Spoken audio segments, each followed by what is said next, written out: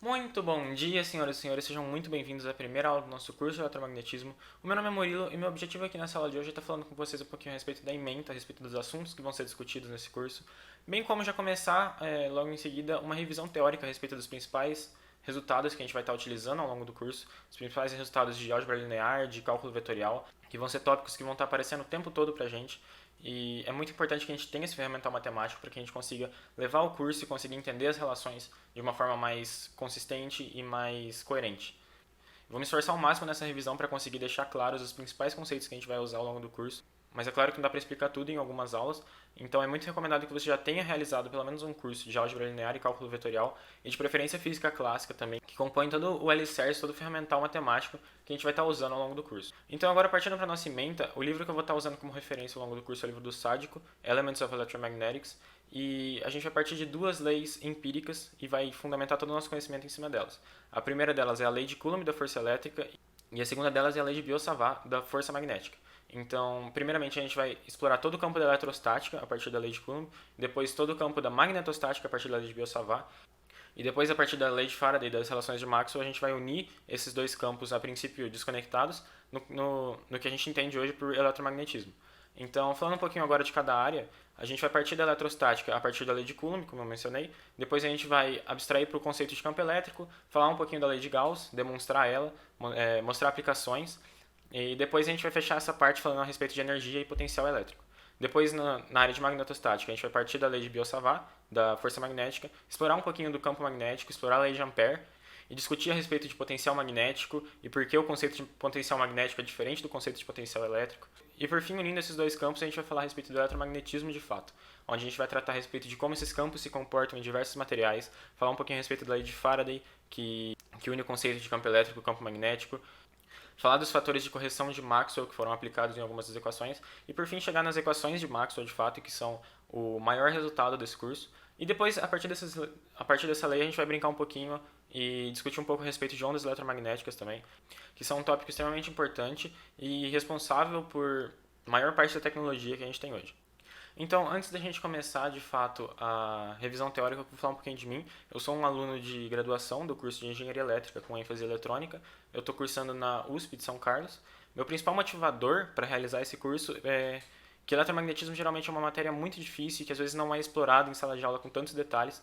E eu acabei me decepcionando um pouco com o jeito que ela foi ensinada para mim pela primeira vez. Então eu queria trazer esse curso mais com o objetivo de ajudar mesmo as pessoas que, sei lá, buscam um conhecimento um pouco mais aprofundado e tal. Então, dito isso, vamos começar com a nossa revisão teórica. A aula de hoje eu vou focar um pouquinho mais a respeito de vetores e conceitos básicos de álgebra linear. Na próxima aula eu vou falar um pouquinho mais a respeito de cálculo vetorial. A gente vai demonstrar alguns principais teoremas, como o teorema de Gauss, o teorema de Stokes, definir o que é um campo conservativo, integrais de linha. Então, se você já tem familiaridade com esses conceitos e acha que talvez não valha a pena assistir todas essas aulas, fique à vontade para pular para a parte onde a gente começa a tratar do eletromagnetismo em si. Mas eu acho importante dar essas aulas introdutórias mais para a gente fixar esses conceitos mesmo e ter esses conceitos bem estruturados na nossa cabeça para quando a gente estiver falando do eletromagnetismo, para que a teoria faça sentido e que a gente consiga entender ela de uma forma consistente. Então, primeiramente, a gente precisa definir o que são escalares e o que são vetores. Um escalar é uma grandeza que ela é completamente descrita a partir de seu módulo. Ela é basicamente um número. Então, vamos supor que eu quero falar de temperatura. A temperatura ela é completamente descrita por um número seguido de sua unidade. Então, por exemplo, 0 graus Celsius, 273 Kelvin. Somente esse número já é suficiente para descrever totalmente o que essa grandeza significa. Vetores, por outro lado, eles são um pouquinho mais complicados. Eles dependem tanto de um módulo, assim como o caso do escalar, que seria um número, a sua magnitude, mas eles também dependem de uma direção e um sentido. Então, eles são objetos orientados. Eu tenho um exemplo aqui que seria essa flechinha. Essa flechinha aqui ela é um vetor. Ela tem o tamanho dela, que é conhecido como módulo, e ela também tem uma direção e um sentido. Ela aponta para algum lugar. Então, essa é a diferença principal entre um escalar e um vetor.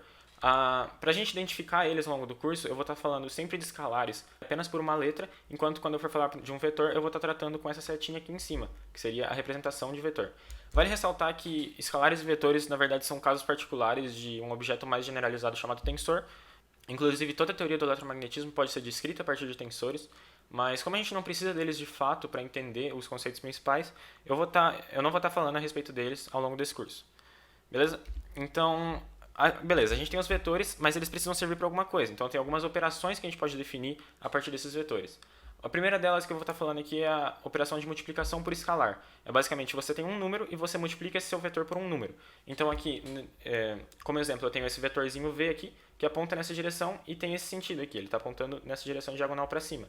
Se eu multiplicar ele aqui por um escalar alfa v, alfa nesse caso é um número real, o que esse alfa vai fazer vai ser basicamente esticar o meu vetor. Isso seria equivalente a pegar um módulo do meu vetor e multiplicar por alfa. Então, se alfa for um valor maior que 1, o meu vetor ele vai crescer. Seria, por exemplo, se eu multiplicar por 2, o módulo do meu vetor vai ser 2v, o que significa que ele vai ser 2 vezes maior do que ele era antes de eu aplicar essa transformação nele. Agora, se eu multiplicar o meu v, por exemplo, por um número lambda que está entre 0 e 1, ele é maior que 0, menor que 1, isso seria o correspondente ao eu encolher o meu vetor. Seria, por exemplo, eu multiplicar por meio. O tamanho do meu vetor final vai ser metade do tamanho do meu vetor original. Também, é claro, é possível multiplicar o meu vetor por zero. Se eu multiplicar o meu vetor por zero, ele vai simplesmente ser colapsado num ponto. E isso seria o que a gente chama de vetor nulo. O seu começo e fim são o mesmo ponto. Então, ele pode ser definido como um ponto. Agora, outra coisa muito interessante que eu posso fazer é multiplicar o meu vetor por um número negativo. Caso eu faça isso, eu vou manter o sentido do meu vetor, porém eu vou inverter sua direção. Além de, é claro, multiplicar o módulo dele por esse escalar. Então, no caso, se eu tenho aqui um beta vezes v, eu vou, além de esticar o meu vetor de um tamanho beta, eu também vou inverter o sentido dele. Repare que aqui ele estava apontando para cima e aqui ele aponta para baixo. E caso eu multiplique o meu vetor pelo número menos 1, o que eu obtenho é o inverso aditivo desse meu vetor. Eu vou estar tratando a respeito de que é adição de vetor logo em seguida, mas basicamente o inverso aditivo é um vetor tal qual. Se você somar ele ao vetor original, você obtém um vetor nulo. Então, assim como multiplicar o meu vetor por um escalar zero colapsa ele em um vetor nulo, se eu somar o meu vetor com o inverso aditivo dele, eu também obtenho um vetor nulo. Bom, outro conceito muito importante que vai estar aparecendo para a gente praticamente o tempo todo é o conceito de versor. Um versor nada mais é do que um vetor com norma 1, ou seja, o tamanho do meu vetor é unitário. Então, sempre que eu quiser falar de um versor, eu vou estar notando ele ou desse jeito, que seria o meu vetor com um chapéuzinho em cima, ou eu vou usar a notação A subíndice a letra desse vetor. Essas duas coisas aqui eu posso dizer que são equivalentes, elas correspondem à mesma coisa. Mas beleza, como é que eu consigo o meu versor v então? Para eu conseguir um versor v, basta eu pegar o meu vetor v e dividir ele pela norma dele. Então, como eu mencionei que um escalar que a gente multiplica não faz nada mais do que escalar o nosso vetor, se eu dividir ele pela norma dele, o que eu obtenho é um vetor com a mesma orientação, o mesmo sentido, só que agora a norma dele é unitária. E essa noção de vetor unitário é muito importante e vai aparecer em praticamente tudo que a gente for fazer, a gente vai depender desses versores. Bom, então dito isso, agora a gente vai explorar um pouquinho mais a fundo como que é feita a adição de vetores. Como eu falei antes, existe um inverso aditivo, mas para existir um inverso aditivo eu primeiro preciso definir a adição de vetores. Bom, então como é que eu realizo essa soma de vetores? Como é que eu faço a soma A, vetor A mais vetor B? Basicamente basta eu pegar o ponto inicial do vetor B e trazer para o fim do vetor A. O que eu vou obter é algo assim, eu vou ter o vetor A aqui e no fim dele eu tenho o começo do vetor B. O vetor A mais B é definido como o vetor que parte do começo do A e termina no final do B. Então, esse aqui é o vetor A mais B. É assim que eu faço a adição de vetores. Então, eu posso entender essa adição a partir de pontos também. Vamos supor que eu tenho o ponto A no espaço, o ponto B no espaço e o ponto C no espaço. Eu defino o vetor AB como o vetor que liga o ponto A ao ponto B. No caso aqui faltou a setinha. E eu defino o vetor BC como o vetor que parte do ponto B e termina no ponto C. Então, eu posso definir o meu vetor AC, que seria o meu vetor AB mais BC, como um vetor que parte do ponto A e termina no ponto C. Perceba que esse ponto B aqui ele não é tão importante assim para a soma, porque o meu resultado final só acaba dependendo de A e de C, que são o começo do vetor A e o final do vetor B. Bom, mas esclarecido então como é que eu faço a soma entre dois vetores, como é que eu posso fazer uma subtração de vetores? Como é que eu posso fazer A menos B? Basta eu perceber que eu tirar B de A, na verdade é eu somar A com o inverso aditivo de B. O que eu estou fazendo? Eu estou pegando esse menos aqui e jogando para dentro do B. Então seria eu escalar o B de menos 1 e somar com A. Então basicamente aqui eu tenho o vetor B que aponta nesse sentido e aqui eu tenho o vetor menos B, o inverso aditivo de B, que aponta exatamente no sentido oposto e tem o mesmo módulo. Então eu posso definir o meu vetor A menos B como a soma entre A e menos B. Então assim como no caso anterior, eu vou partir do começo do ponto A, vou até o final do ponto A e aqui eu ligo o começo do vetor menos B. E ligado aqui, eu pego o ponto final. Então, esse aqui é o meu vetor A menos B. Certo? Agora a gente consegue fazer sentido daquela noção de inverso aditivo. Porque vamos supor que eu tenho aqui um vetor A, e se eu somar A com o vetor menos A, que é o vetor que seria o vetor A escalado de menos 1, perceba que eu saio desse ponto, eu venho até o final do A, eu saio desse ponto de novo e volto para o mesmo lugar. Então é como se eu não saísse do lugar. Então eu posso definir A mais menos A. Isso aqui eu posso dizer que é o vetor nulo, o vetor zero. Certo? Bom, e essa adição tem algumas propriedades muito interessantes que podem ser usadas a nosso favor. Por exemplo, a propriedade comutativa. Eu fazer a soma A mais B é literalmente a mesma coisa que eu fazer a soma B mais A. Ou seja, tanto faz se eu somo A com B ou B com A. Aqui eu tenho um desenho que explica mais ou menos por que isso faz sentido. Se eu saio desse ponto aqui e quero chegar nesse ponto aqui, tanto faz se eu pego primeiro o vetor A e depois o vetor B, ou se eu pego primeiro o vetor B ou depois o vetor A. Assim como a propriedade comutativa, a soma de vetor também possui a propriedade associativa. Ou seja, eu posso tanto primeiro somar A com B e depois com C, como eu posso somar o A com a soma entre B e C. Então, tanto faz que operação eu faço primeiro. Tanto faz se eu faço isso aqui primeiro ou se eu faço isso aqui primeiro. O resultado final é perfeitamente a mesma coisa. E por fim, a soma de vetores também possui a propriedade distributiva. Então, se eu multiplico a soma de A por B por um escalar lambda, é a mesma coisa que eu fazer primeiro a escala no meu vetor A e depois somar com a escala no vetor B. Bom, então tendo em mente o que significa soma vetorial, agora a gente também pode fazer sentido de o que significa somar um ponto a um vetor, por exemplo, que seria a propriedade de translação. Eu posso dizer que um ponto P ele pode ser representado a partir de um ponto, da soma entre um ponto e um vetor. Basta eu pegar esse ponto e somar a esse ponto o vetor que liga os dois pontos. Então, por exemplo, se eu tenho aqui o ponto A e aqui o ponto B, eu posso dizer que o meu ponto B ele pode ser escrito como eu partir do ponto A e somar ao ponto A o vetor que liga o ponto A ao ponto B. No caso, esse aqui seria o vetor AB. Então eu posso dizer perfeitamente que o meu ponto B pode ser expresso como eu partir do ponto A e somar a ele o vetor AB. Então, AB. Que é exatamente essa ideia que a gente tem aqui. Eu posso definir um ponto P a partir de um ponto O mais o vetor que liga o ponto O ao ponto P.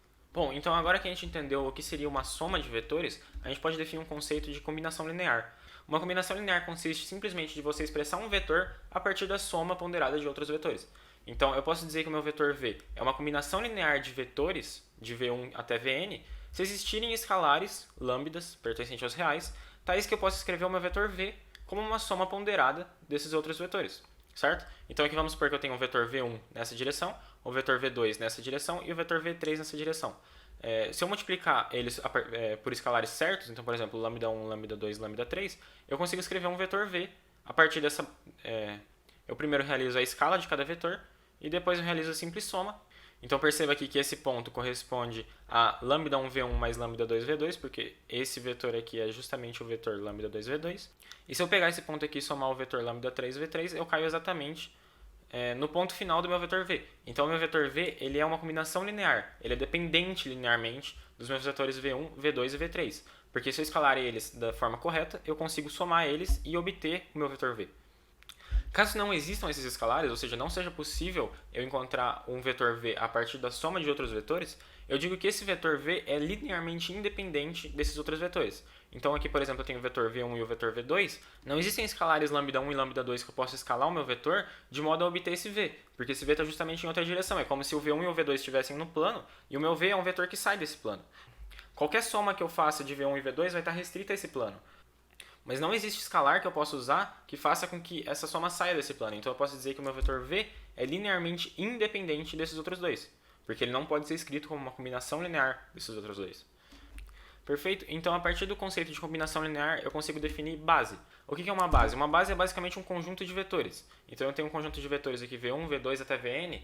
Eu digo que esses vetores formam uma base se qualquer vetor v do meu espaço pudesse ser escrito de forma única. Só existe uma combinação linear entre v1, v2 e vn que me gera o vetor v. Então, pega esse exemplo aqui embaixo, onde eu tenho o v1, o v2 e o v3, e eu quero o meu vetor v. Só existe um alfa1, um alfa2 e um alfa3, que se eu multiplicar pelos vetores v1, v2 e v3 respectivamente, e somar, eu obtenho o vetor v. Então, eu posso dizer que os meus vetores v1, v2 e v3 formam uma base de vetores, porque eles são linearmente independentes entre si, e qualquer outro vetor v aqui desse espaço, no caso eu estou pegando o espaço euclidiano, o R3, pode ser escrito de forma única a partir de uma combinação, a partir de uma soma ponderada desses três vetores. Então aqui eu tenho esse exemplo, o meu vetor v ele está sendo escrito como alfa1, v1, mais alfa2, v2 e alfa3, v3. Nesse caso, como v1, v2 e v3 são linearmente independentes, eles não estão na mesma reta, eu posso afirmar com certeza que alfa1, alfa2 e alfa3 são únicos. Justamente por esses coeficientes serem únicos, faz sentido eu criar um conceito de coordenada. Então faz sentido eu identificar o meu vetor v a partir das coordenadas α1, α2 e α3. Isso aqui é exatamente a mesma coisa disso que eu estou fazendo aqui em cima. Então eu escrever v como α1, α2 e α3 na base b, que seriam esses três vetores aqui, v1, v2 e v3, é perfeitamente análogo a eu escrever α1, v1 mais α2, v2 mais α3, v3. E isso é muito bom, porque agora, dada uma base de vetores, eu consigo identificar qualquer vetor v a partir de apenas 3 números. Eu preciso de 3 coeficientes, e esses 3 coeficientes me dizem a posição desse vetor de forma única no espaço. Um tipo de base ideal, que é o tipo de base que a gente vai estar trabalhando ao longo do curso inteiro, é a chamada base ortonormal. Uma base é ortonormal se todos os vetores v1, v2, vn que fazem parte dessa base forem unitários, ou seja, eles têm norma 1, eles são versores, e se o ângulo entre eles 2 a 2 for de 90 graus. Então, basicamente, o ângulo entre v1 e v2 tem que ser 90 graus, o ângulo entre v2 e v3 tem que ser 90 graus, e o ângulo entre v1 e v3 tem que ser 90 graus. Então, eu poderia, se o meu v1, v2 e v3 fossem desse jeito, onde o meu v1 está aqui, o meu v2 está aqui, e o meu v3 está aqui, se esses ângulos aqui forem 2 a 2 de 90 graus, eu posso dizer que essa base aqui, essa base composta por V1, V2 e V3, é uma base ortonormal. Contanto, claro, que V1, V2 e V3 também tenham norma 1, eles tenham tamanho 1. Bom, então dado agora que a gente já sabe somar vetores, aí a gente sabe o conceito de combinação linear e de base, a gente pode começar a trabalhar com multiplicação de vetores. Existem dois tipos principais de multiplicação de vetor, o produto de vetor. Um deles vai te retornar como resultado um número, enquanto o outro deles vai te retornar como resultado um vetor. Então, é justo a gente chamar o que retorna um número de produto escalar e o que retorna um vetor de produto vetorial. Perfeito? Então, vamos explorar um pouquinho o que seria um produto escalar. O produto escalar, como eu mencionei, ele retorna um número. Então, se eu fizer o produto escalar entre o vetor a e b, essa é a notação que a gente usa, inclusive a gente usa essa bolinha aqui. Eu fazer o produto escalar entre a e b é basicamente eu pegar o módulo do meu vetor a, multiplicar pelo módulo do meu vetor b e multiplicar pelo cosseno do ângulo entre a e b. Então, no caso aqui, se eu tenho o meu vetor a, o meu vetor b, eu posso dizer que o produto escalar entre a e b é o tamanho desse vetor a aqui, o tamanho desse vetor b aqui e o cosseno desse ângulo θ que separa os dois. Uma outra forma de escrever o produto escalar, de computar ele, seria a partir da soma coordenada-coordenada. Eu já vou mostrar porque que isso faz sentido, mas antes disso eu queria relacionar o conceito de produto escalar com projeção. Basicamente, o meu produto escalar entre A e B mede o tamanho que B teria se B fosse linearmente dependente a A. Então, no caso, seria eu projetar o B, eu tenho o B que vem para cá. Se ele estivesse nessa reta do A, qual seria o tamanho dele? Eu consigo identificar esse valor a partir do produto escalar. Por quê? E como que eu consigo identificar isso? Se eu montar um triângulo retângulo aqui, onde a hipotenusa seria o módulo do B, eu vou ter aqui projetado em A, a projeção de B em A. Eu estou usando essa notação aqui, proj B A, que seria a projeção do vetor B no vetor A. Esse vetor aqui corresponderia ao vetor B se ele fosse linearmente dependente com o vetor A, ou seja, se eles estivessem na mesma reta. E esse outro vetor aqui, laranjinha, é justamente a diferença entre eles. Basta fazer que a projeção de B em A mais B menos a projeção de B em A dá justamente o vetor B, porque essas projeções se cancelam. Bom, então agora a gente busca explorar um pouquinho as relações desse triângulo retângulo. O que eu posso dizer que é o meu cosseno do ângulo θ? O cosseno do ângulo θ ele é definido como a razão entre o tamanho do cateto adjacente e a hipotenusa, certo? No caso aqui, quem que é o meu cateto adjacente? É justamente a projeção de B em A. Repare que o A é esse vetor que vem até aqui na frente. A projeção do B em A é esse vetor mais escurinho aqui. Então, eu posso dizer que meu cateto adjacente é o módulo da projeção do meu vetor B no vetor A. E qual que é o módulo da minha hipotenusa? O módulo da minha hipotenusa é justamente o módulo de B, certo? Então agora, se eu substituir o cosseno de θ nessa equação aqui por isso, o que eu obtenho? Eu obtenho que o A vetor B, o produto escalar entre A e B, é nada mais do que o módulo de A vezes o módulo de B. E agora eu vou substituir o cosseno de θ por essa relação, que seria o módulo da projeção de B em A dividido pelo módulo de B. Repare que o módulo de B ele se cancela. Então eu posso dizer que o produto escalar entre A e B ele vai me retornar o módulo do meu vetor A vezes o módulo da minha projeção do meu vetor B no meu vetor A. Então, caso eu saiba o tamanho do meu vetor A, eu sei dizer o tamanho dessa projeção a partir do produto escalar.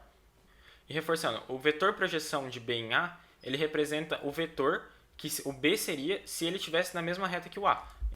Seria o equivalente de eu rotacionar isso aqui, eu pegar a componente de B que está em A. Seria essa componente aqui, esse tamanho. Porque esse outro tamanho aqui, ele é linearmente independente a A. Bom, então outra propriedade que decai dessa definição aqui é que se eu tomar o produto escalar de um vetor por ele mesmo, eu obtenho o módulo desse vetor ao quadrado. Por que isso faz sentido? Porque se eu substituir aqui B por A, eu vou ter o produto escalar entre A. E o cosseno do ângulo entre A e A é zero, porque é justamente o mesmo vetor, ele é paralelo a ele mesmo. Então, esse cosseno de θ aqui seria 1, e eu receberia o módulo de A vezes o módulo de A. É por isso que, se eu fizer o produto escalar entre A com A, eu obtenho o módulo do A ao quadrado. Então, essa também é uma forma de você encontrar o módulo de vetores. Bom, então agora eu quero mostrar para vocês de onde vem essa relação aqui. A relação que diz que o produto escalar entre A e B é simplesmente a soma coordenada a coordenada dos coeficientes A e B. Então, nesse caso aqui, eu estou assumindo que o meu vetor A ele é escrito como AX na direção X mais AY na direção Y mais AZ na direção Z, certo? E que X, Y e Z possuem módulo 1 e são 2 a 2 perpendiculares, por isso que eu posso dizer. Ou seja, eles formam uma base ortonormal. E para o B é análogo, seria BX na direção X mais BY na direção Y mais BZ na direção Z, certo? Então, eu quero partir desses vetores aqui e chegar nesse resultado. Para isso, eu vou usar o conceito de combinação linear. Então, eu vou dizer aqui que eu tenho uma base formada por E1, E2 até N. Eu tenho N vetores que formam essa base ortonormal. E eu tenho os meus vetores A e B escritos como combinação linear desses elementos da base. Primeiro, eu quero explorar o que acontece se eu tomar o produto escalar entre EI com EI. Bom, isso aqui, como a gente acabou de ver ali atrás, se eu tomar o produto escalar de um vetor por ele mesmo, o que eu obtenho seria um módulo de EI ao quadrado, certo? Mas como EI é um componente de uma base ortonormal, eu sei que o módulo dele é 1. Então isso aqui seria 1 ao quadrado, que é exatamente 1. Agora, caso eu tome o produto escalar entre EI e produto escalar com EJ, aqui eu estou assumindo que J é diferente de I, o que isso aqui vai me dar? Isso aqui vai me dar o módulo de EI, o módulo de EJ, multiplicado do cosseno do ângulo entre eles. Só que qual seria esse ângulo θ aqui?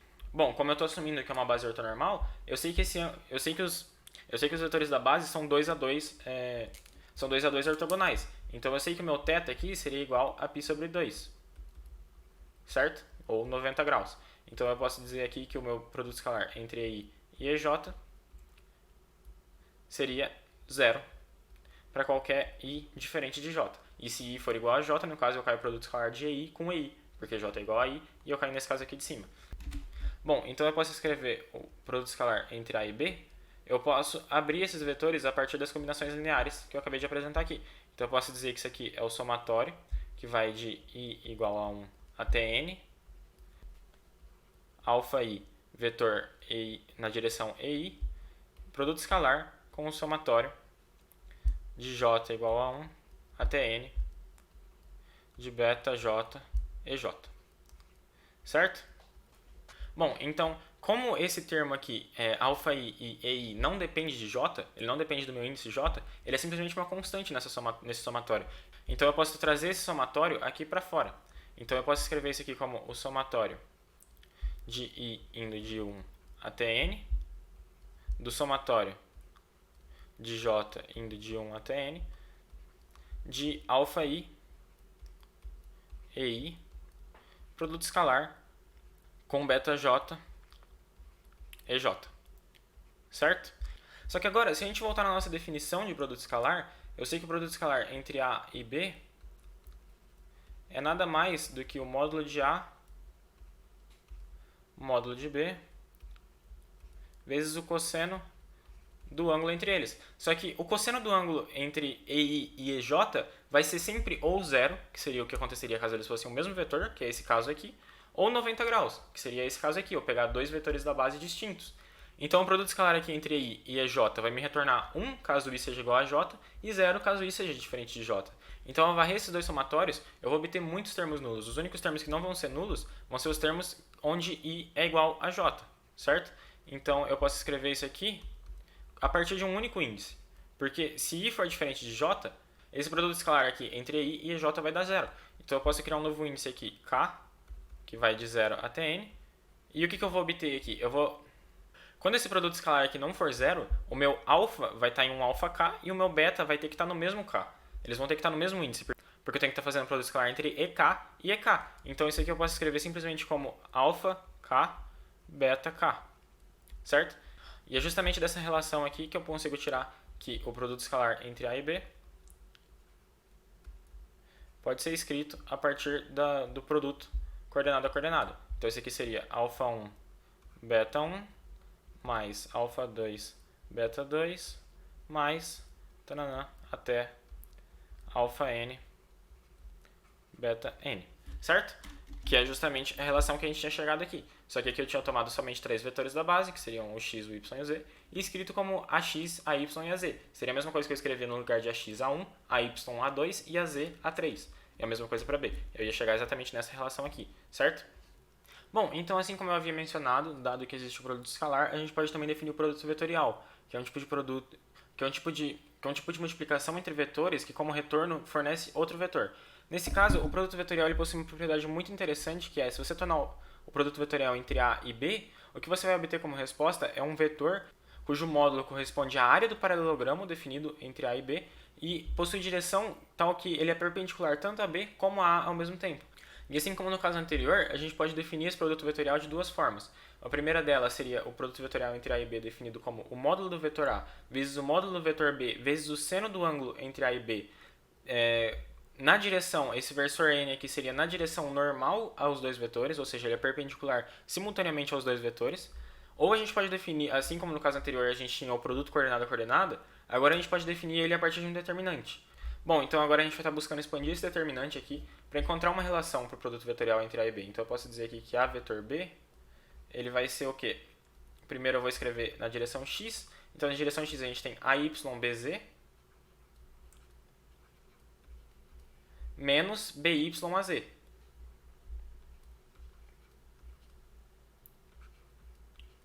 Essa é a componente x do nosso vetor resultante.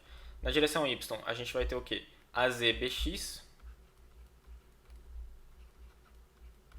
menos BZAX.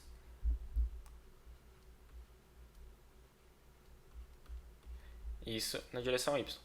E por fim, na direção z, o que a gente obtém é AXBY menos BXAY. Então isso aqui seria AXBY menos BXAY na direção z.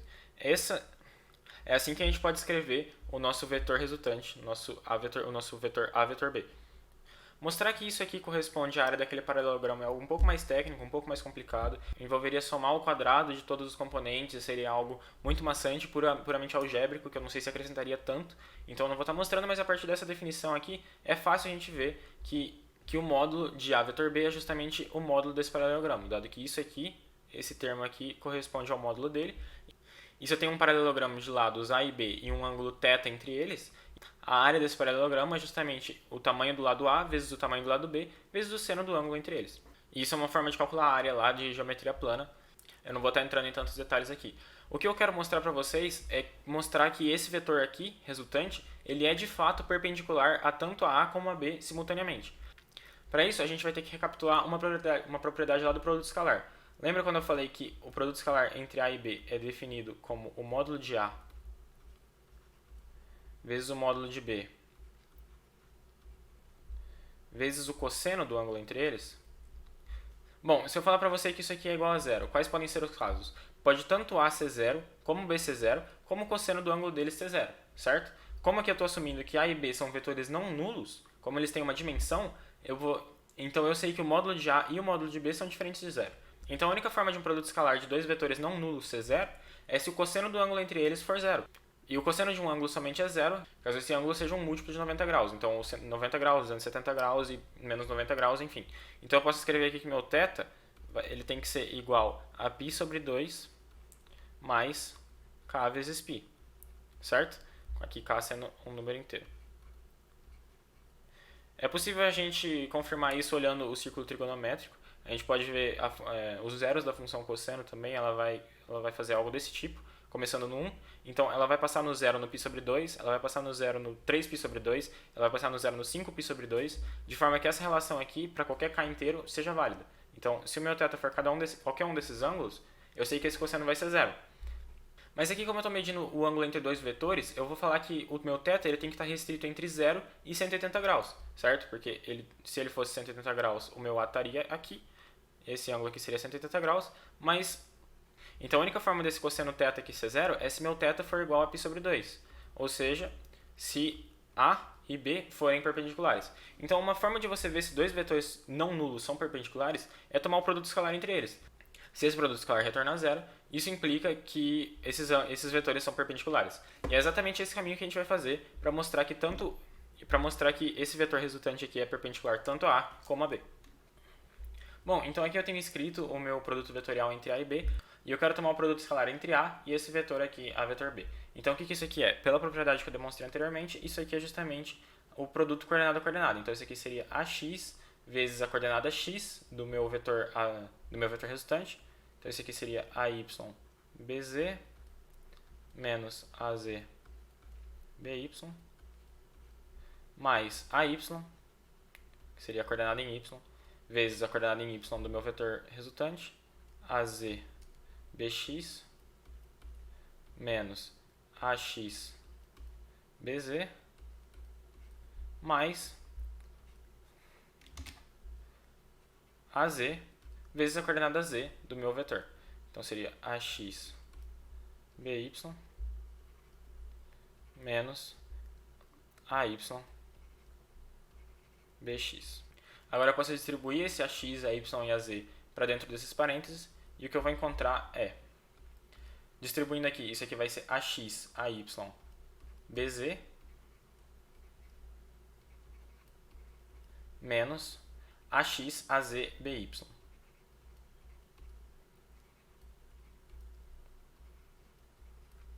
Mais esse segundo termo que agora seria AY vezes AZBX,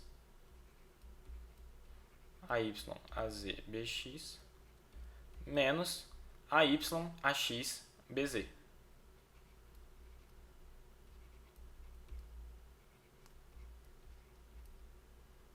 E por fim, o último termo seria AZ, AX, BY, AZ, AX, BY, menos AX, AZ, AY, BX.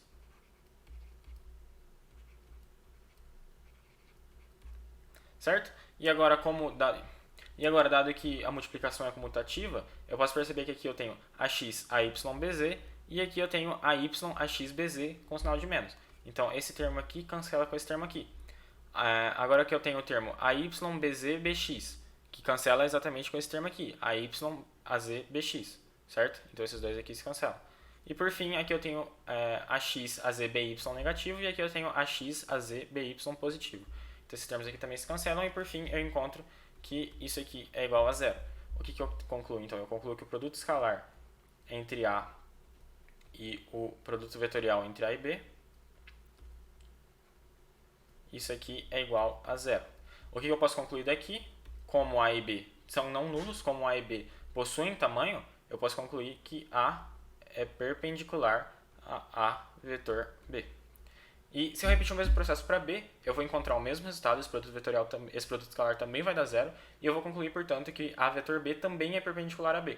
Então, as relações que eu obtenho aqui é que B também é perpendicular a A vetor B.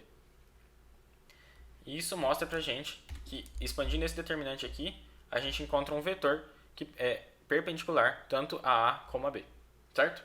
Por fim, uma coisa que é importante notar é que o produto vetorial entre A e B não é comutativo, ou seja, A vetor B não é igual a B vetor A, é diferente.